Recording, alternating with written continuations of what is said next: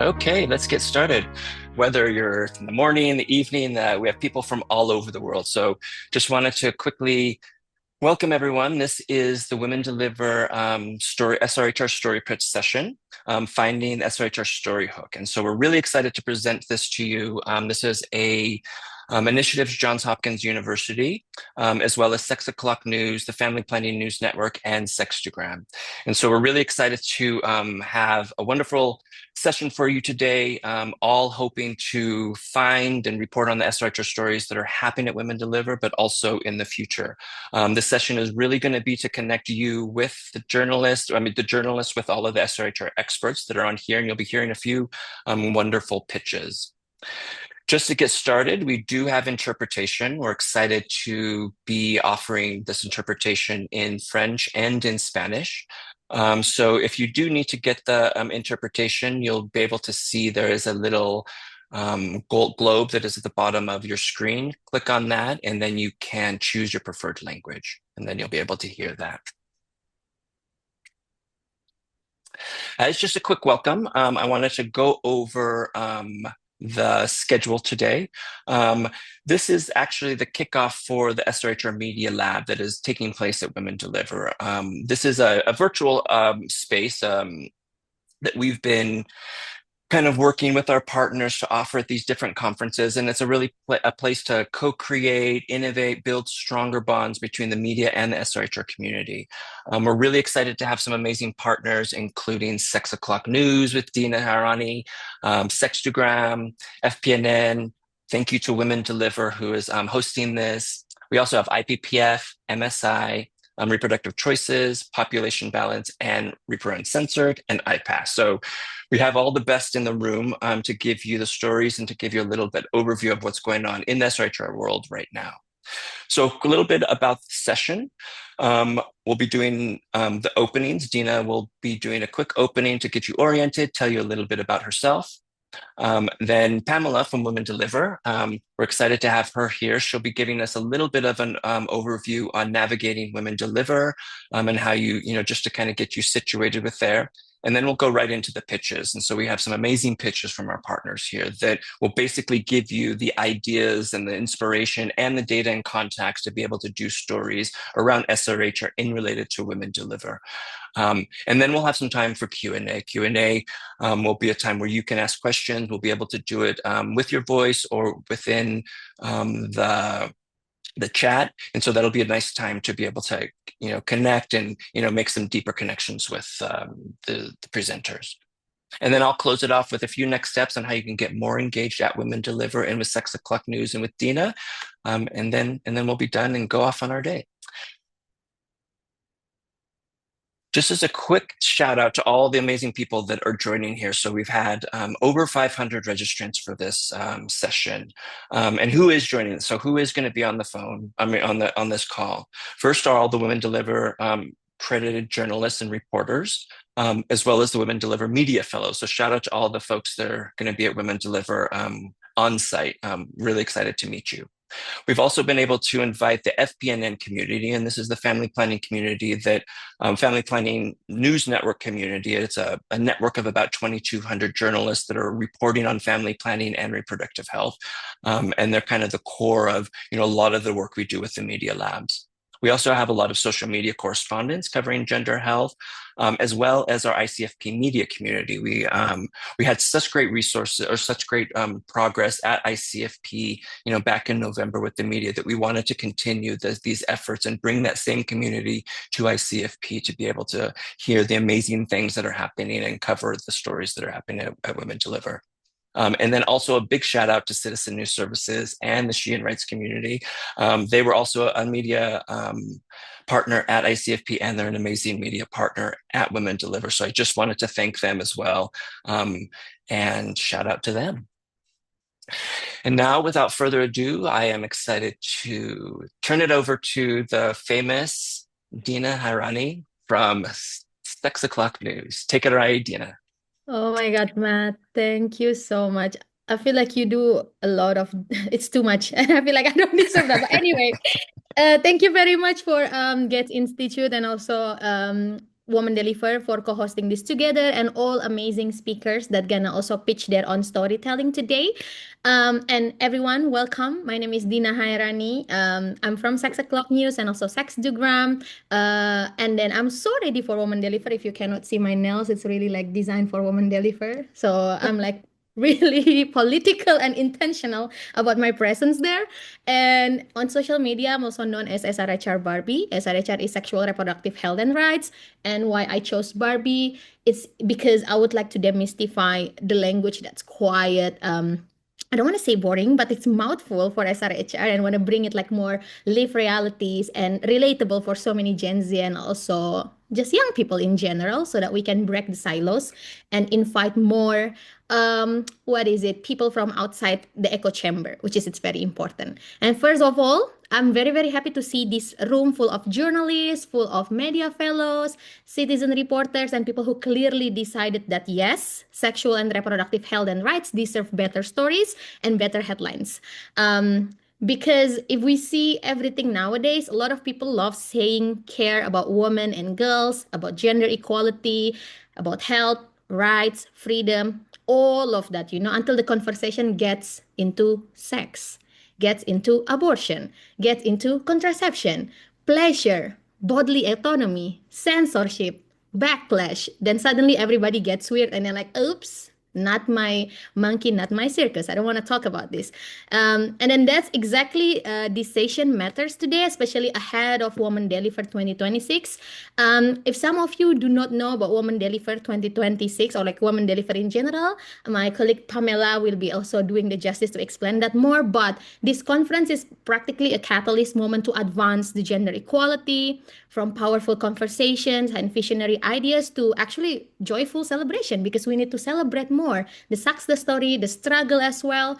And I feel like Women Deliver, especially this year, is where bold ideas actually meet action, and it is the first time that they are hosting this in the Pacific area. And we are walking into Women Deliver 2026 in a pretty intense moment. I feel like everybody agreed on that.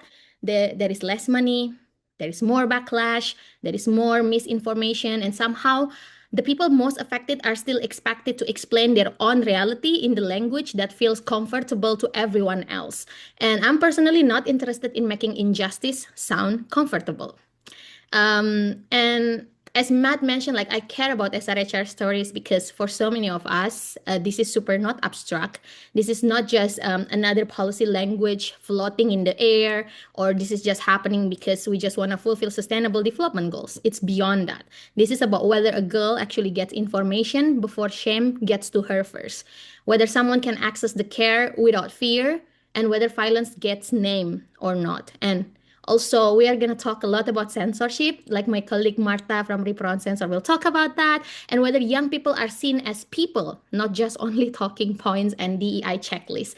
And that's also why I love media spaces like this, and that is why Sex O'Clock News is there. We are trying to break the glass ceiling, try to ensure that the conversation around sex is not merely about sex. It could be like about funding, it could be about backlash, and so on and so forth.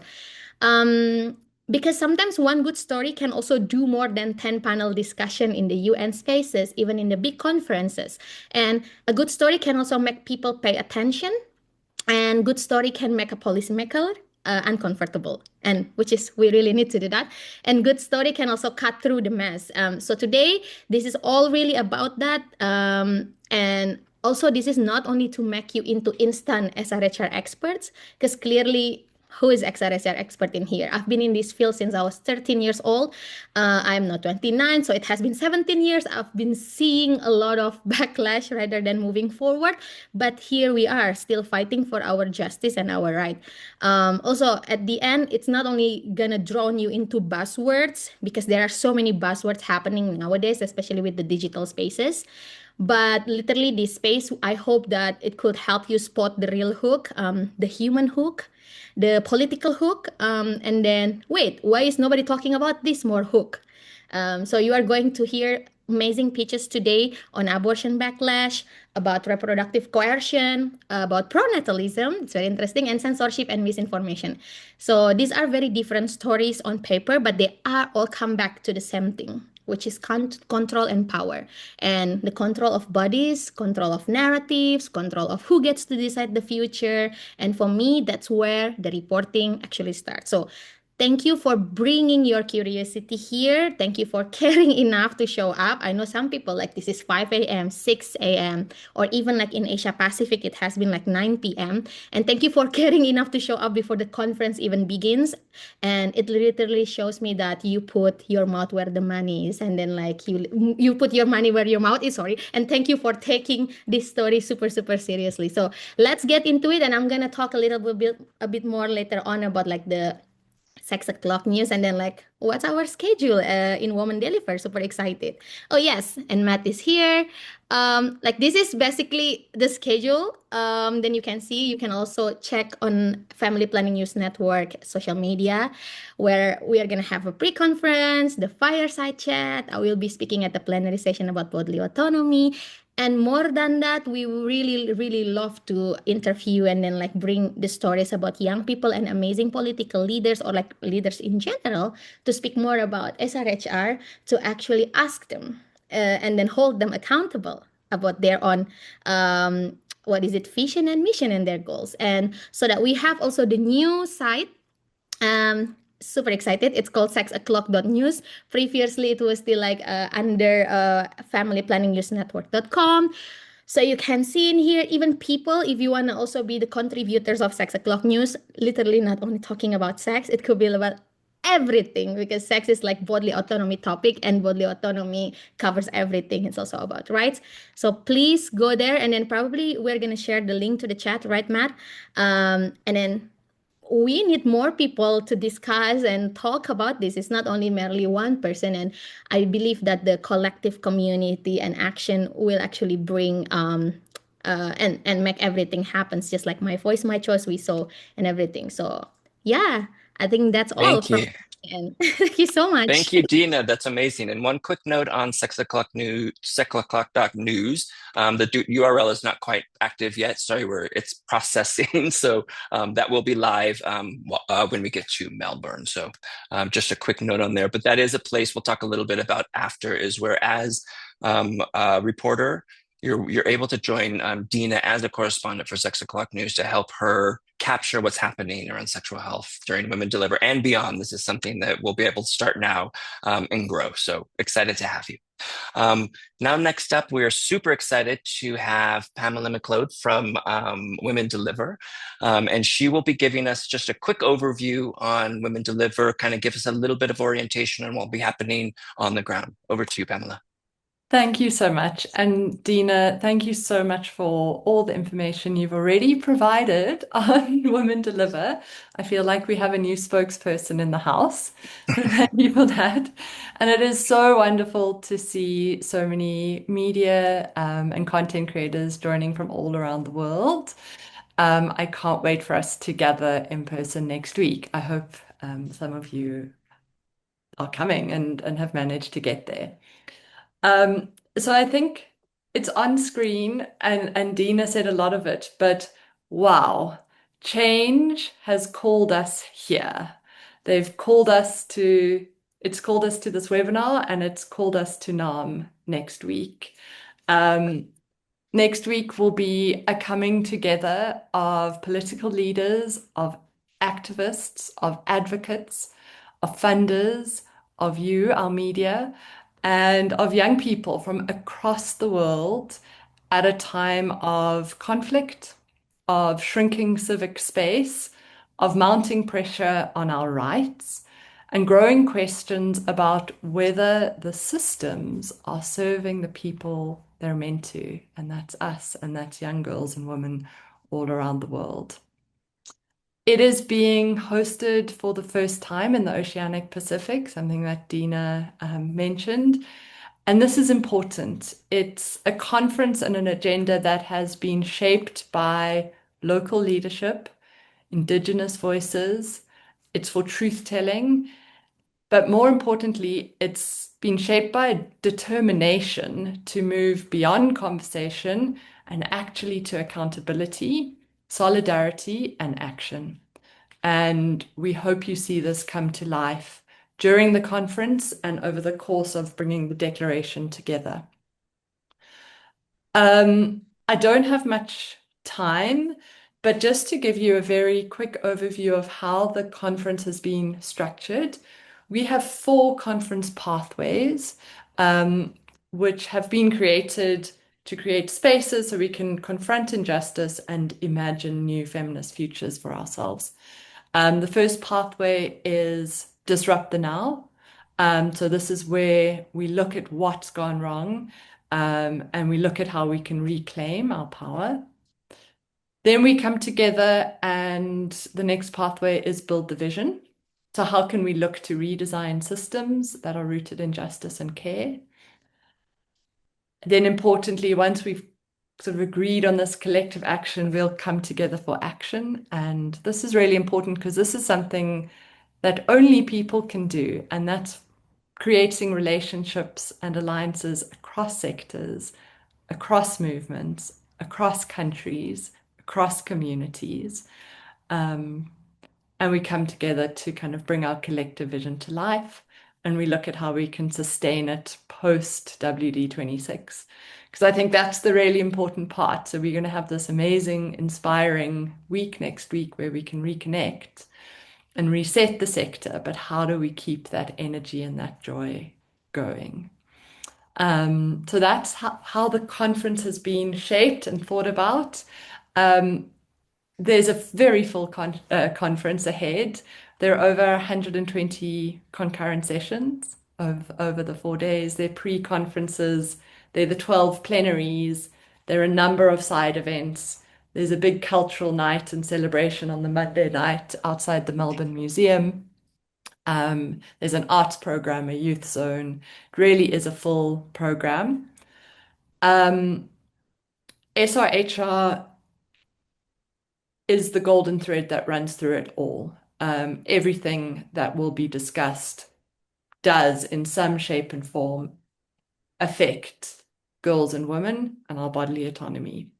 So my recommendation to everyone who's coming is to spend some time this week, select some of your not to miss concurrent sessions, anything that I know that Dina and Matt are planning as well will be incredibly valuable for you. Listen to the people who are doing their sessions, who are on the plenaries, but actually at Women Deliver, absolutely everyone you encounter, be it getting lunch, getting a cup of coffee, will have an interesting story, might have a story, or be a connection that changes the course of your life or your work. So really take the time to connect to those around you. I certainly can't wait to meet just our media partners in person. I think it's going to be wonderful. But yeah, so that's my advice for this week. Get familiar with the program. It's all on the website. Pick a few of the pathways that you're particularly passionate about, be it climate justice, economic justice, whatever it is. And we really look forward to welcoming you. Thank you. Thank you, Pamela. I'll hand back to you, Matt. Thank you so much. That's wonderful. So next we are going to start our pitches. And so I realized that, I just wanted to make one comment. I know that everyone won't be in Melbourne for this. And so this really also is a time, if you aren't in Melbourne, we still invite you to join us in covering it. This isn't something, we know that not a lot of people can get to Melbourne, and we understand that. And so we want to make sure that this is also a virtual experience that, is for you all to be able to connect, not just around Women Deliver, but in the future. And so you're going to be hearing from 5 of some of the top SRHR leaders and doers and action makers in our field. And so it's really exciting to be able to make these connections. And so I wanted just to say that, this is for the future, and this is to make, as a community, to make these connections and really, come together that way. So here we go for our pitches. So we have 5 pitches. Here's a quick overview of what you're going to hear. I won't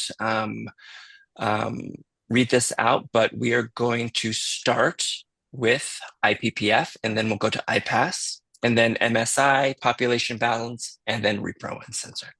And so I think the next one is Narita Williams from IPPF. Take it over.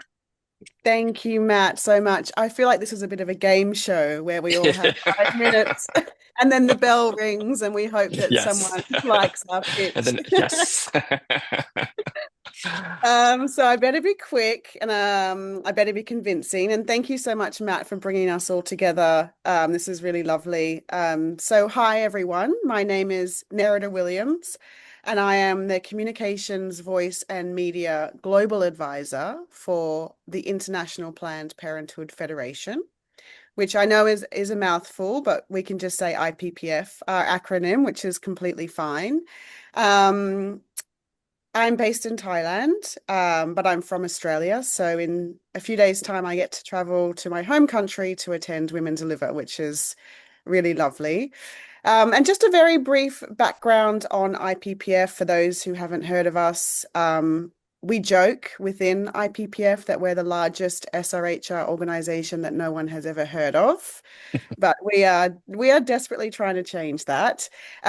So we have been around for over 75 years, and we are a federation of SRHR organizations from over 150 countries.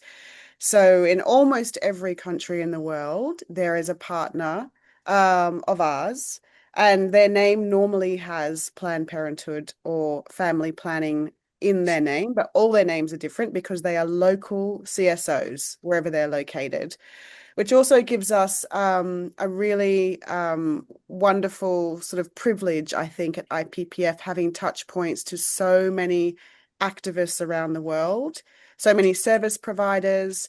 Often our partners are dual mandate, meaning that they actually provide services. So they provide safe abortion care, contraceptives, infertility services as well, but also do advocacy. So they advocate to their national governments to change laws that are restrictive to bodily autonomy and also to marginalized communities. So we will have a cohort of 75 people coming to Women Deliver in a few days. And these are representatives from our partners all over the world, but a lot are coming from the Pacific region and Asia Pacific more broadly, which is wonderful. And we are involved in over 17 either concurrent sessions, side events, fireside chats. So if you are in a session and you're listening and there is someone on the panel that you're interested in following up with, I can be your touch point to connect you to anyone within our IPPF family. I will be mostly at our booth, so everyone is welcome to come to our booth. We've got quite a large booth, which will also have underwear as merchandise. So if nothing else, please come by and get a pair of underwear with a catchy slogan on the back. And I'm very happy to connect you to anyone that you want to interview within our family. So on the screen, it was hard to pick just one, actually, Matt, that I wanted to focus on. But alas, I think this one is quite interesting for journalists. This is an event that we're hosting with Guttmacher and also MSI. We do a lot with MSI as well. And this is releasing a new report called Just the Numbers Australia. So Guttmacher have a series of just the number reports that they put out all the time, focused on different countries. And we were lucky to be able to engage them to do some research into SRHR investments by Australia in the Asia Pacific region. That report will be launched on the day of this side event, which is on the 28th of April. You're very welcome to join. We'll also be releasing a press release related to these new statistics that we have uncovered. I've put a few down at the bottom of the screen. These are obviously under embargo until the 28th of April. But yes, this is quite telling about the contraceptive gaps that still remain in the Pacific, and how much investment is needed on top of what is already generously made by Australia, but how much more is needed to make sure that women and girls have the contraception that they want and need. So that's one of our side events and one of the pitches. Another one, which I think is very interesting, is based on reproductive violence. And we have let me just check if it's a side event or it's a side event taking place with UNFPA, MSI Reproductive Choices, and Tulane University and the Australian Women's Health Alliance. And this is uncovering also some research around how reproductive violence is increasing around the world, all the way through a woman's sort of reproductive journey, but particularly during birthing, and also accessing contraception and safe abortion care. So I think that one would be quite interesting for journalists to attend, particularly if you're interested in reproductive violence and how we can address it. And just finally, another exciting moment for us at IPPF is that our new Director General, Maria Antoinetta, who only started in the post on the 1st of March, will be attending Women Deliver. And this is her first public appearance as our Director General. She's amazing. She's from Mexico. We have roped her into way too many panels and side events and speaking engagements, but she is also available for interview if anyone is particularly interested to hear her point of view coming into this role, this massive role as our DG in this time and this space. And she's able to talk to issues that are really close to our heart at IPPF, which is countering the opposition. Is a really big piece of work that we are growing more and more. We're being far more strategic and clever about how we counter the opposition, both through narratives, but through other mechanisms as well. So she will be at Women Deliver, and actually she will be one of the keynote speakers at the closing press conference, which I'm sure many of you will be attending. So she will be on that panel as well. I haven't been tracking the time. I haven't heard a bell ring. I think the bell is ringing. Okay. All right. Thank you so much, Matt. And You're welcome. I'll mute now. Yeah. Thank you so much, Nerida. That was wonderful. And like she said, super excited for the new DG to be joining us at Women Deliver, and amazing individual. So that's great. Thank you so much. Okay, on to our next one. IPAS and Noreen Fagan, on to you. And she'll actually be doing ready. two. Yes. I'm ready for the game show. Okay, here we go. Hi, everyone. My name's on the screen. It's Noreen Fagan. I'm the manager of the Global Media Relations at IPAS, which is an international reproductive justice organization. I want to say that I work a lot with reporters in training, and I do see a few people on the screen there that I know. And just one quick shout out to Hi Mavis. She's from Zambia. That's where I was born. So hello. IPAS, just very quickly, we work only on abortion. We work at the government level to change policies. We train healthcare providers to provide safe abortion care. And we work at the community level to destigmatize abortion. The other thing we do, which will lead into my first pitch, is that we monitor the anti-rights movement. And basically, we know that the anti-rights actors had figured this out long ago, that if you shape the next generation, you shape the future. So for decades, anti-rights movements have invested in young people, right? Not to empower them, but to mobilize them against sexual and reproductive health and rights and LGBTQI plus freedoms.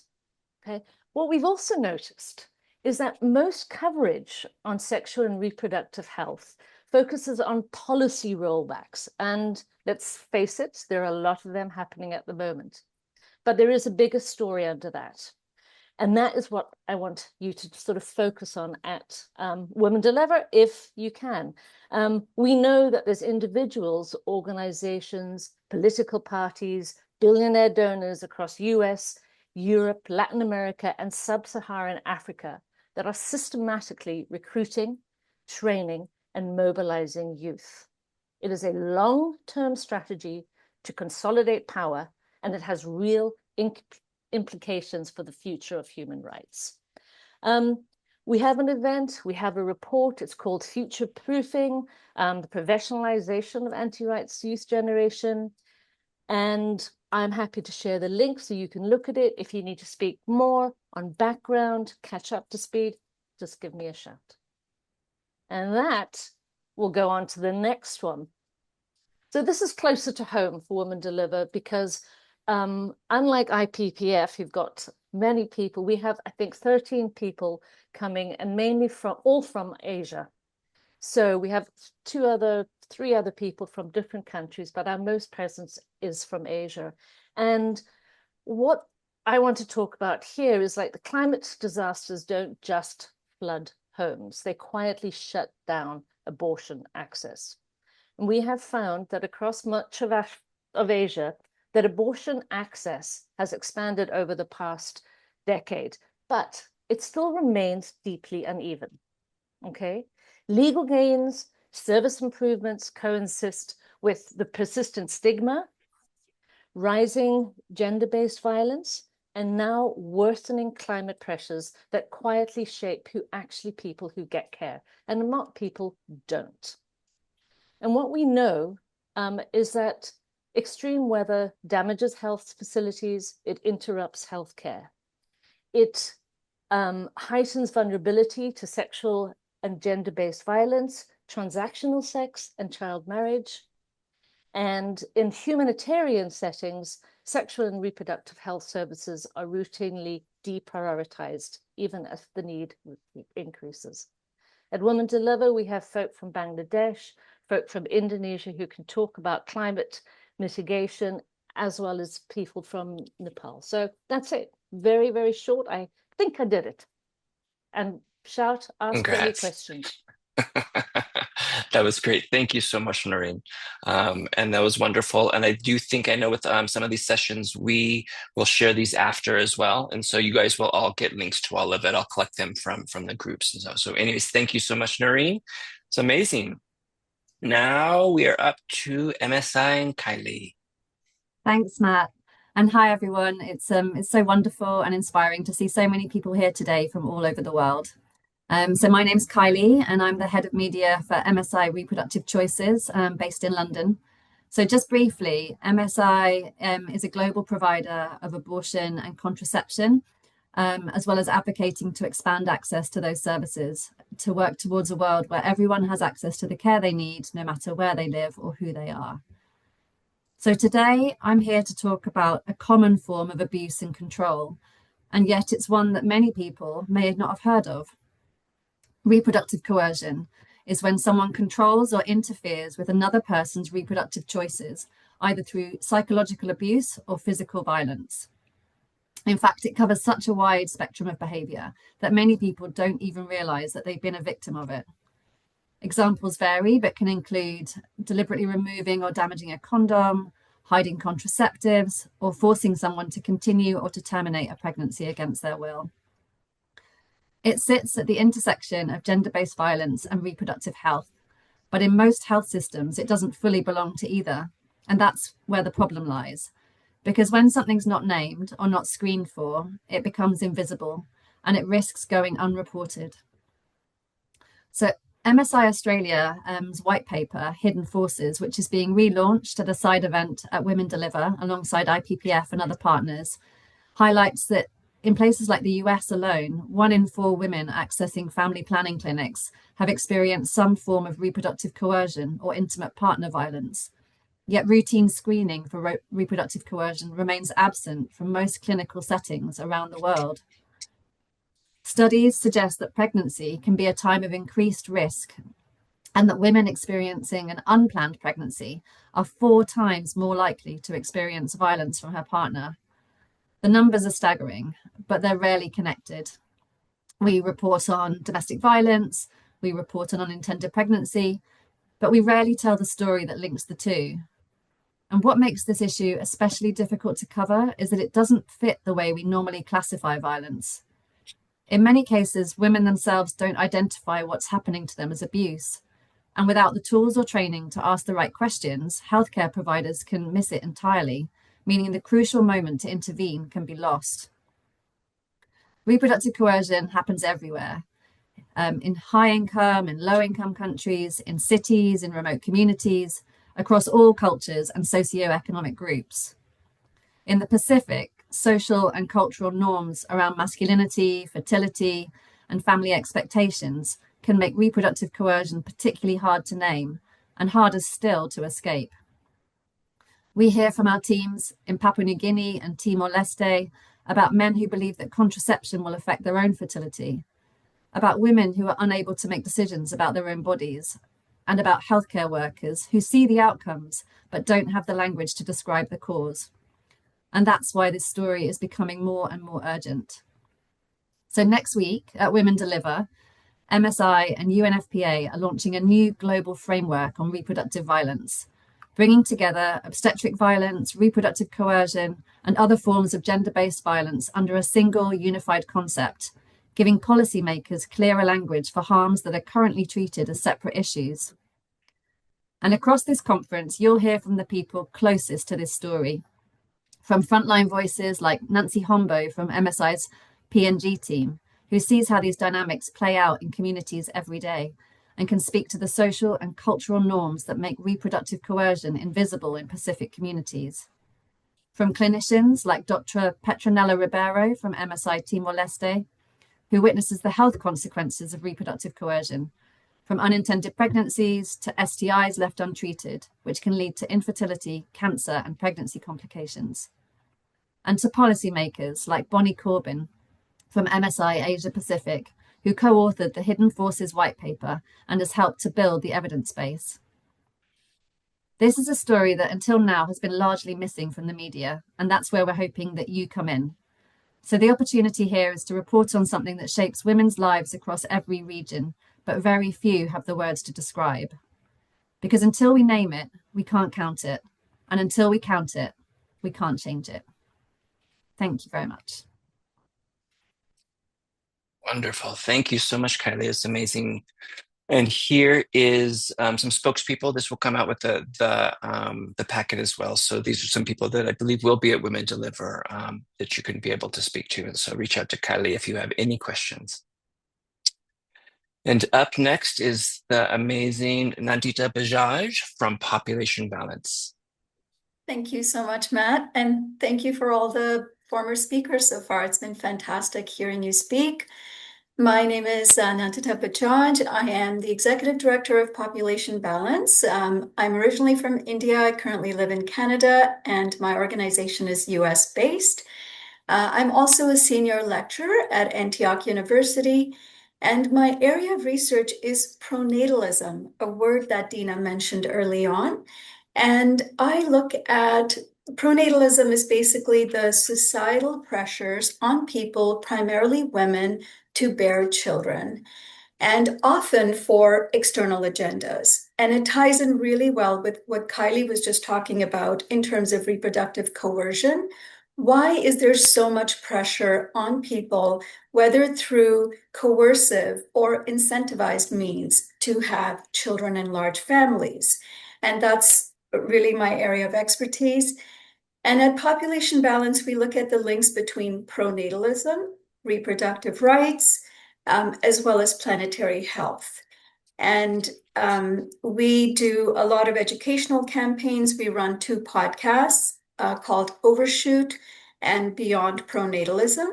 And we write articles for academic journals and popular media, as well as educational presentations for nonprofits, universities, and schools. And my topic today, I'm doing 2 pitches. The first one is there's been a lot of alarmism that's rampant among policymakers and media outlets that are reporting falling birth rates as a crisis. That somehow the fact that fertility rates are declining around the world represent some kind of a demographic disaster that we need to stop. And My argument here, that is based on demographic and scientific research, is that falling birth rates are not a crisis. In fact, this kind of low fertility panic harms reproductive rights and planetary health. So some context here. Global population is set to grow to 10.3 billion by the 2080s from our current 8.3 billion, bringing with it very serious social and ecological crises. And many people around the world, especially in the global majority, are already deeply suffering from these crises. So over the last several decades, fertility rates have been falling around the globe, which reflects greater reproductive choice, and it's one of the most positive trends in recent history. So why are so many political leaders and media outlets reporting this positive trend as a crisis? And so the question really is, who benefits from a constantly growing population? And this is not a new story. This kind of reactionary pronatalism that is instituting whether bribery by giving women money to have more children or by coercive means by instituting abortion and contraceptive restrictions or bans. And we know that even though over the course of the last several decades, research shows that whenever and wherever women have greater self-determination through education and access to contraceptives and family planning education, they choose to have fewer or no children, and birth rates fall. And yet, as other speakers have already highlighted, hundreds of millions of women and girls are not allowed to make such choices and are exploited by patriarchal powers that rely on them for their reproductive labor in order to increase population growth. So my argument here is framing low birth rates as a crisis among progressives and feminists basically legitimizes the notion that women owe society babies, and it commodifies women's bodies as well as children. And so we really need to, as SRHR advocates, need to move away from this framing, even though a lot of liberal outlets are promoting it as such, and understand that not only is it a positive trend, it's one that we should be embracing and accelerating to ensure that everyone everywhere has this choice available to them. And my second pitch is actually just an addition to that, which is that progressive pronatalism, so a lot of progressive outlets, for example, are saying that, yes, we should be making it easier for people to have children, we should be paying them money, we should be increasing childcare and healthcare benefits in order to increase birth rates. And that to me is a very slippery slope because, again, it legitimizes the notion that falling birth rates is a crisis that we need to solve, even if it makes it sound feminist or progressive. My argument is there is never a feminist reason to incentivize childbirth. We should be instituting caring policies such as healthcare, education, and child benefits, not because we need to increase birth rates, but because those are good, caring policies that respect people's individual autonomy as well as planetary health. And it also respects people's life courses that don't follow parenthood as a natural journey. It respects people who are single, who are child-free, who are childless, and who are not married, etc. So I will stop there, and thank you so much for this opportunity. Thank you so much, Nandita. Always inspiring. And if for those who don't know Nandita, who have not heard her podcast as well, it's a must listen. And so it's amazing. So it comes out frequently. So thank you again. Amazing. And now for our final pitch, we have Martha, and she is going to, she's from Repro Uncensored. Hi, everybody. Thanks for having me. Thank you for the amazing pitches. I like how things often interconnect, including, for example, anti-gender movement and what I'm about to tell you. So it's very lovely to be here. Please let me know if you have any questions, because it's a very much developing issue what I'm about to share. So I would very much appreciate your feedback as well as your questions. My name is Martha. I run an organization called Repro Uncensored. The Trojan horse of the organization is really to fight censorship of information, obviously when it comes to big tech, and the way that reproductive health is being, taken down consistently all the time. And we also, look at tech and gender-based violence at large. We do projects, for example, when it comes to deepfake and other forms of violence that we're seeing when it comes to reproductive health, women's rights, and so on. And we have a report form. So whenever someone's account is taken down or organization, people will report it, and we have a lot of tools to disseminate information, because I think this is something that is missing a lot in our space, including a map which is live and you can see on our website. And I think Matt would link to it, and I also think put a bit of a screenshot of it where you can see whenever an account's taken down. Yeah, that's it, and where the censorship happens. I would just put a little asterisk and say that this is what has been reported to us. That means that this is where we're campaigning. This is where press is often more prominent, or where people know even what censorship means. And part of our work is also to look into self-censorship and other areas where censorship is not actually being reported, such as China or whatever, like in West Africa, or places where people don't even know that they're being censored because maybe they have other things to do than just look at their Instagram. But this is a bit what we do, and this is a bit what we're seeing. And I would just say, what does censorship look like very briefly, because I don't know how familiar you all are with it, and what does it, how can we actually perceive it, and why does it matter? Censorship, first of all, can be not only extremely stigmatizing for reproductive health, women's rights, and so on, but it can also be extremely harmful. And I'll tell you why. And also, as also Dina said at the very beginning, we're often small organizations. We don't have that much money or time, or just like where there are other things to do, like, for example, making sure that people have accurate care instead of fighting big tech. So censorship can look into people needing access to information and care, such as abortion care or contraceptive care. Right now, these are people who would sometimes go to, say, Google and other search engines and trying to get accurate information. So when I'm saying that this is harmful, it's harmful because if the first information that you see are actually things like fake clinics, so clinics that actually don't provide care, you can just literally you can be extremely harmed. You can be doxxed, which means that people can harass you and tell you, no, you shouldn't have an abortion. And it's a horrible space. Google has never really taken action, and we can talk about this for a long time. And then it also looks into social media and people who need accurate information and cannot find it because their posts are taken down, their accounts are taken down, they're being shadow banned, and so on. So we have a whole section which we will share on what the censorship can look like. But I cannot stress enough how harmful it can be and how increasing it is. The reason it happens are multiple. AI systems, right? We also look into bots and other AI forms. AI moderations, which are pretty kind of like blanket. They often are US based and are impacting the entire world. Whenever US policy is often put into place, it would impact organizations, say in Thailand. So this is also very important to think of.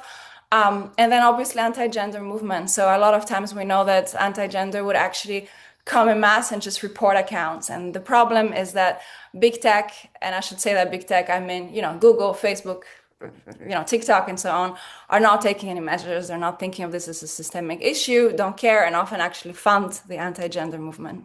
So to my speech really quickly and my pitch, I would say that what we are seeing right now is a new wave of censorship.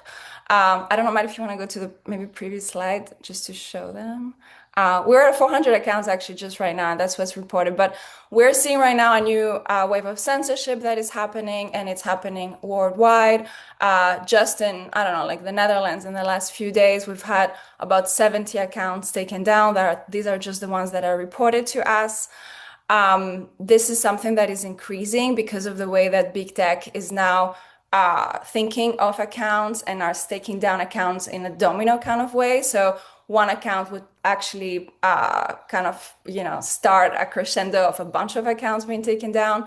Accounts that we've seen being taken down are things like sexual and women's reproductive health, like a really big account in the US called Beleza, which had more than 700,000 followers, in which big tech is just saying, no, we're not going to reinstate it. You use words like clitoris, we're not okay with that.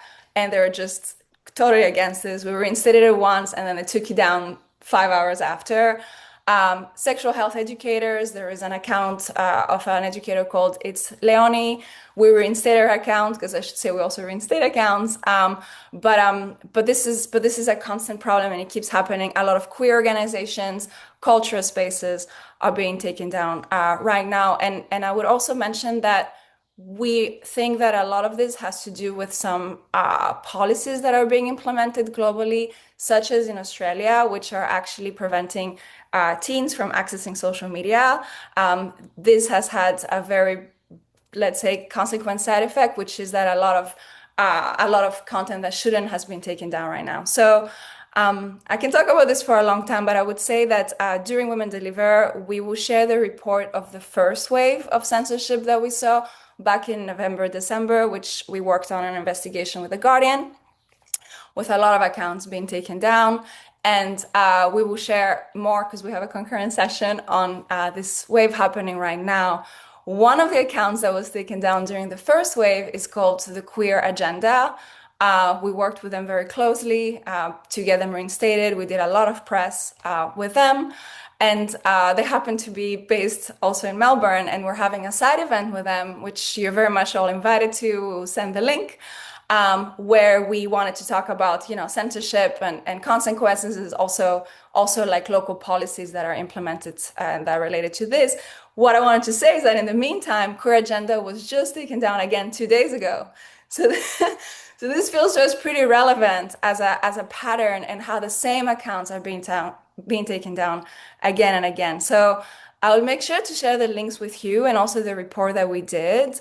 And I would also obviously let you know that, you're very much invited to come. And this is very important to us, because the way that we're helping, not only bringing awareness to what's going on, but also to actually reinstate the accounts, is this multiple points of pressure that we work with, which is, having contacts on Meta, and other, big tech, because we're, trusted partners, and we do that. But also making sure that people know this through social media. Social media is a very impactful way that we're getting accounts back, when people actually mass report or tag and share. And then ultimately press is also very important to us, because a lot of accounts are reinstated that way, especially actually when it's international press, because it gets a lot of attention and noise out. I put a bunch of links. We do a lot of press. We just got a great article also with Mother Jones on AI and bots, which is very much related. But yeah, that's kind of it. I would encourage you to look into our map. It's very live. There is more and more accounts taken down. And again, you're very instrumental in making sure that people know that this is happening, and it will be happening more and more. Let me know. Link with me. Let me know if you have any questions, or if there's anything we want to talk about in specific regions also, and how they're affected. Wonderful. Thank you, Martha. And if you guys haven't had a chance to sit down with Martha and chat, do it. It's amazing. You'll learn a lot. You'll get inspired. And so thank you for joining us, Martha. Okay, that concludes our pitches. And so what we're going to do now is we're going to open it up for question and answers. I have been seeing a few questions go in. We're going to start with what has already come in. But if you would like to ask a question, there's 2 ways to do it. The Q&A feature might be one of the easier ways to do it. However, if you do want to use your voice and speak as well, you can raise your hand, and then we will call on you, and then unmute you, so you can ask questions. All of the speakers are happy to take questions. We're happy to take questions. One, just off the top, I do see a lot of questions about funding opportunities and grants and support to come to the conference. Unfortunately, I can, maybe Pamela will have a little bit of more information on that, but unfortunately, I know from this group we don't unfortunately have support for that at this point. However, in the future, hopefully these kind of conferences, we will have more support. You can, just one thing to know is that, with FPNN and with the work we're doing through the Media Lab in the future, supporting journalists is something that we do. So please stay tuned with us for future conferences and opportunities. Unfortunately, for this one, for Women to Live, where we don't have the support. However, I don't know, Pamela, if you want to add anything more to that, but I do see quite a few questions on that and just wanted to mention that. Yeah, great. I think in terms of our funding for media this year, we were fortunate enough to have funding to support 40 media scholars from around the world. So many of you on this call would be the media scholars. We always try to increase that amount. It would be my dream to be able to bring many, many, many more. And then in terms of organizational philanthropic funding, take a look there. There are a number of funding focused sessions to give you some guidance on that. Great. Thank you, Pamela. Okay, the first question I have is from Babacar Sen. I saw it in the Q&A. The question is, it was in French and it translates to, in some countries, these issues relate to birth rates are considered taboo. What can be done to get around this? So as far as birth rates, how do the topics around birth rates what can be done? Because a lot of times it is taboo. So what are some of the things that can, counter some of those taboos around falling birth rates? Maybe Nandita, maybe you could answer this one. Sure. Yes, and I think it's not a coincidence that falling birth rates are considered a taboo in a lot of countries because of what I mentioned earlier. I think for example, we know that birth rates have been going up for thousands of years, and it's, we can trace it back to the rise of patriarchy about 5,000 years ago, which is when a lot of city-states and empires were formed and they needed population growth in order to strengthen the states and to strengthen the military. And that patriarchal norm has stayed with us basically as we've evolved into civilizations over the thousands of years. And so now our economies are based on growing birth rates, our religious institutions, capitalism, whatever we look at, national strength, military strength, they all rely on increasing birth rates. So you have to ask, why was no one, talking about growing birth rates being a taboo for all these thousands of years? It's because it was in the favor of all of these institutional forces to have growing birth rates, to disempower women and girls, to keep them relegated to their reproductive status, their reproductive abilities. And now that birth rates have started to decline, a lot of the forces that rely on increasing population are panicking because their institutional strength is, at stake. They are becoming less powerful. So that is why there's a lot of taboo around talking about suddenly reproductive rights and birth rate decline being a positive thing. And the way to get around that really is to keep the emphasis on reproductive autonomy, reproductive rights, children's rights, challenge the notion that we need to keep birth rates growing because we need more babies to support whatever it is, whether it's the economy, whether it's the social security. We need to move away from this commodification language that talks about the elderly as burdens, that we need to support the elderly because, they have such medical costs, etc. And we need to reclaim the values of justice and care so that people are not treated as productive, in their transactional roles. And so I think we need to reclaim really the conversation around birth rates as a progressive feminist narrative and normalize the fact that falling birth rates are one of the most positive things that have happened in our recent history. I hope that's Wonderful. helpful. Matt, can I add a little bit on that? Yes, please. Because please. I really love this topic. I was interviewing Nandita during ICFP and also UNFPA about like this topic around the falling of the birth rates, and people were like panicking because the data from the State of the World Population from UNFPA in 2024 saying that, oh my God, people are woke now, and then they decided to be like not having kids.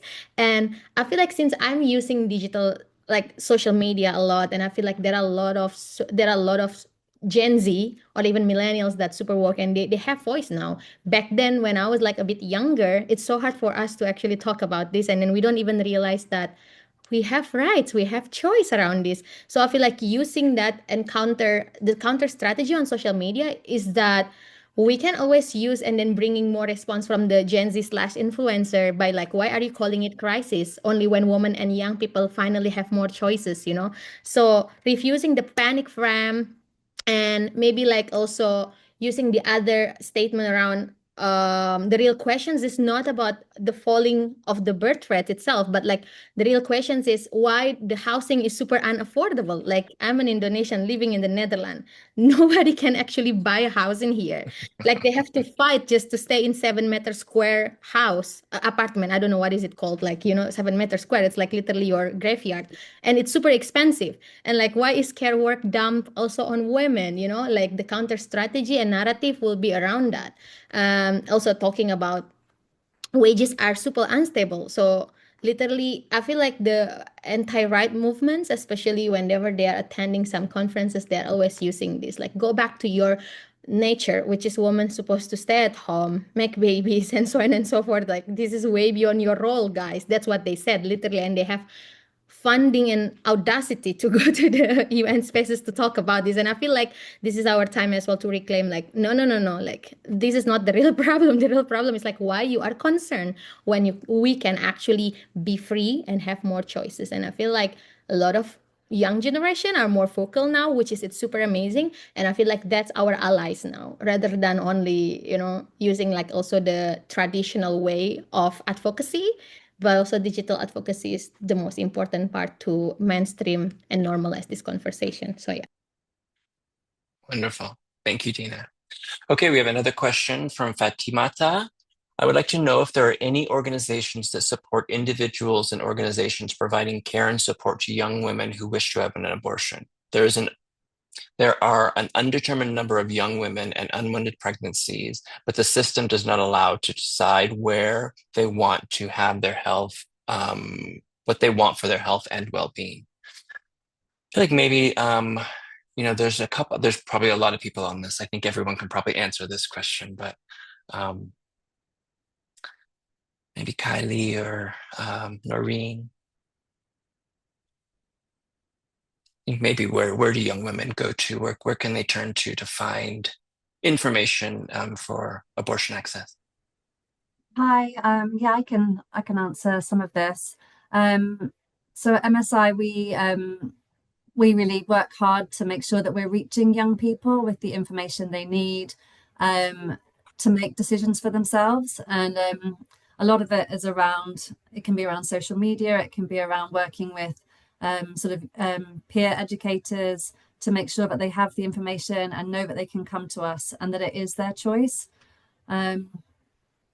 We also work with sort of older, respected people within the communities to try and change norms and get their support for young people having that access when they need it. Yeah, I think that's some of the ways that we operate in MSI. Great, thank you.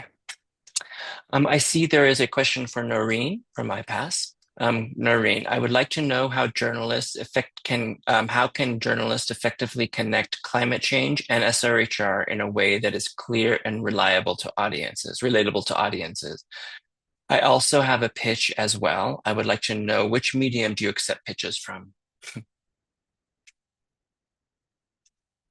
Maybe the question on SRHR and climate, if there's some answers on there, that would be great.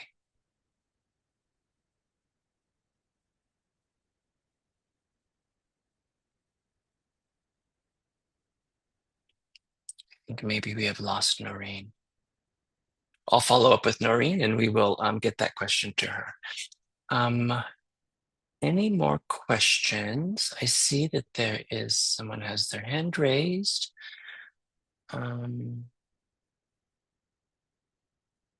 Erickson. Yes, Matt, thank you. Thank you for this opportunity and the discussions that are very relevant to our today's society. I know most communities are struggling with sexual reproductive health and rights, but I want to appreciate what Dina had mentioned initially, and she was trying to explain more in as far as SRHR is concerned. In the society that I come, that is in Western Kenya, it has reached a point whereby the society is becoming more permissive for these discussions to take place. And you see, when they allow the young generation to open up, the solutions are readily available because we have some facilities supporting that, and okay, they ensure that the services are provided in a timely basis to ensure that the young people do not suffer.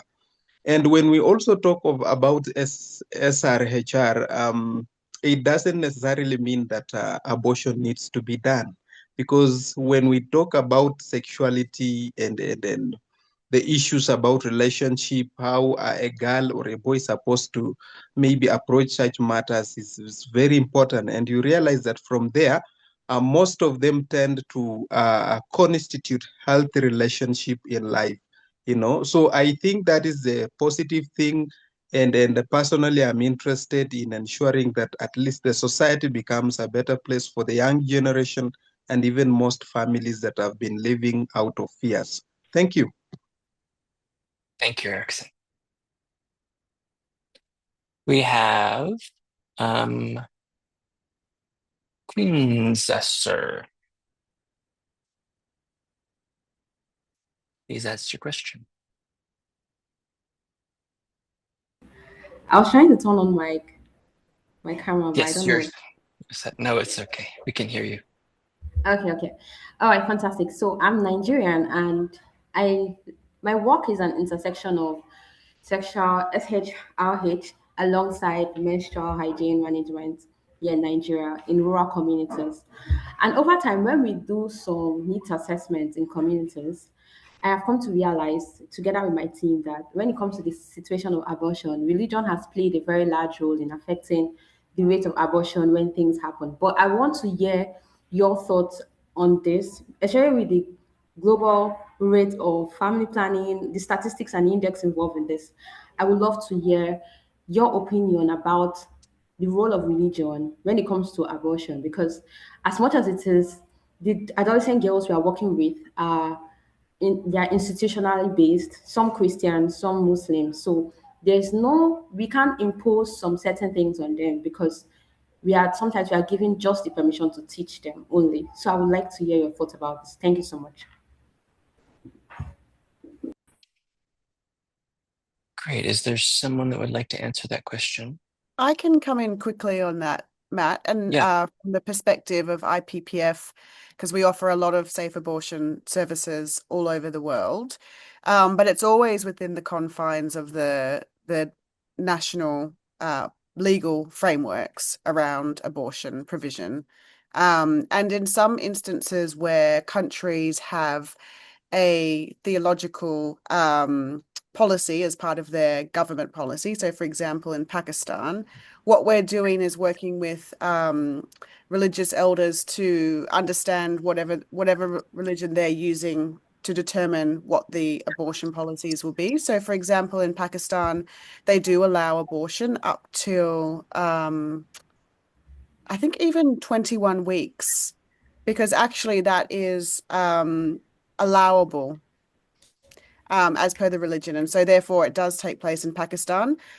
But of course, there's always barriers to abortion when it comes to attitudes and knowledge of service providers. So even if it's part of the legal framework, it doesn't always mean that it necessarily takes place. And so a lot of our work with our local partner in Pakistan is working with service providers to make sure that they understand that it is in fact, legal, and B, why it is legal up to that point in Pakistan. So that's just sort of like a brief overview of how religion intersects with abortion provision in countries which have a very strong link between government and religion, which is not always the case, of course.